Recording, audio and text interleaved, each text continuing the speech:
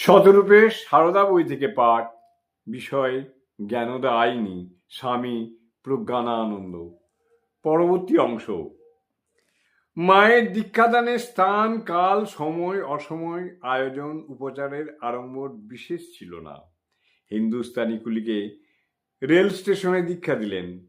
পুলিশের নজরবন্দি একটি ছেলেকে মা মঠের মধ্যে দীক্ষা দিয়েছিলেন।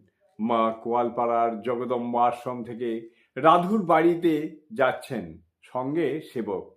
এমন সময় মাঠের মধ্যে ছেলেটির সঙ্গে দেখা। ছেলেটি আগেই দীক্ষার জন্য প্রার্থনা করেছিল। মা সেবককে দিয়ে দুটি খড় আর একটা গ্লাসে করে কাছের পুকুর থেকে একটু জল আনিয়ে ওই মাঠের মধ্যেই খড় পেতে বসে ছেলেটিকে দীক্ষা দিলেন।